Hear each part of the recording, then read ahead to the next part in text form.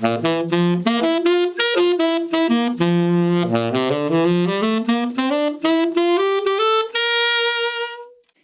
Lidia, oggi impariamo a conoscerla e ti suggerisco degli esercizi per poterla inserire all'interno delle tue improvvisazioni, ma arrivo subito dopo l'intro.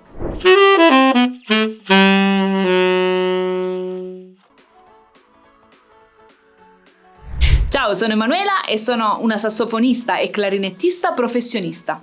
Mi occupo essenzialmente di didattica con lezioni nel mio studio di Bergamo e soprattutto online.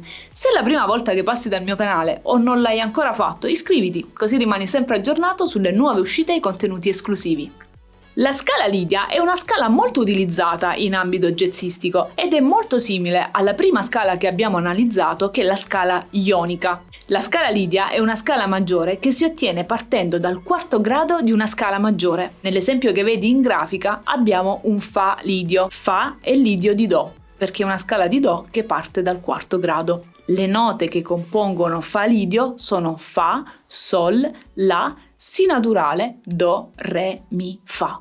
La differenza sostanziale che c'è fra una scala lidia e una scala ionica, e balza subito immediatamente all'occhio, è la distanza fra il primo e il quarto grado. Nella scala di Do maggiore, fra il primo e il quarto grado abbiamo un intervallo di quarta giusta, mentre nella scala lidia, fra il primo e il quarto grado, troviamo una distanza di quarta aumentata. Fa, Si naturale, infatti, come nell'esempio, è un intervallo di quarta aumentata. Il semitono quindi si trova fra il quarto e il quinto grado. La scala ionica e la scala lidia sono quindi pressoché identiche, a parte il quarto grado aumentato, e sono talmente tanto simili che molto spesso la scala lidia viene chiamata scala ionica con il diesis 4.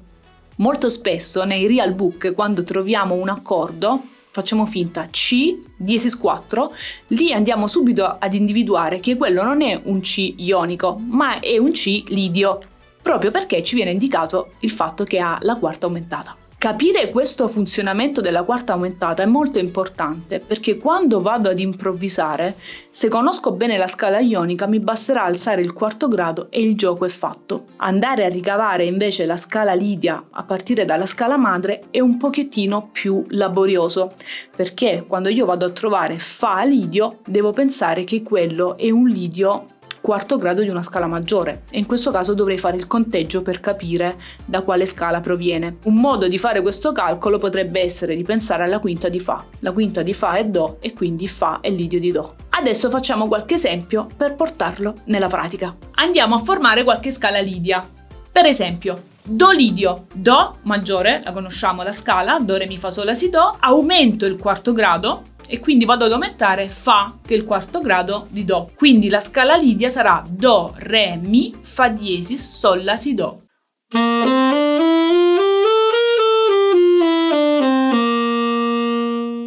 Esempio di Fa, per esempio, Fa sappiamo che ha un bemolle in chiave, che è il Si bemolle. In questo caso avremo Fa, il quarto è Si, il Si bemolle diventa Si naturale. Quindi la scala lidia sarà Fa, Sol, La, Si naturale, Do, Re, Mi, Fa.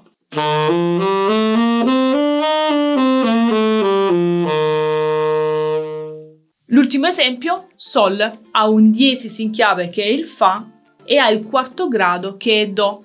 Quindi andrò ad aumentare il Do facendolo diventare Do diesis e la scala lidia sarà Sol, La, Si, Do diesis, Re, Mi, Fa diesis, Sol.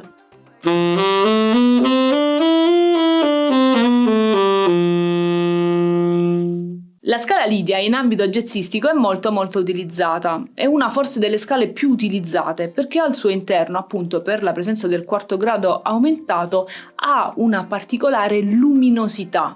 Infine, la caratteristica ultima della scala lidia è che tutti gli intervalli che si generano con la fondamentale sono maggiori. Suggerimenti per la pratica. Studio bene tutte le scale ioniche, ovviamente, vado a ricavare bene tutte le scale lidie a memoria per bene, sentendo bene la presenza del quarto grado aumentato, e poi posso fare un esercizio molto interessante, che è quello di fare le triadi, però sostituendo la terza alla quarta.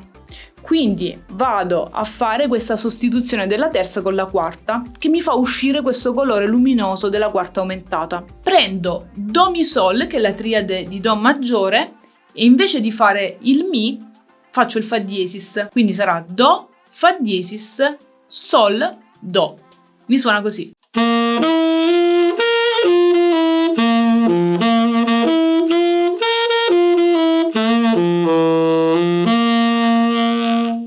Essendo il quarto grado notoriamente dissonante, quindi va risolto su una consonanza, è utile che all'interno delle mie improvvisazioni io passi da questo grado, che è un grado caratterizzante della scala, ma poi lo vado sempre a risolvere su un terzo o un quinto grado. Per esempio,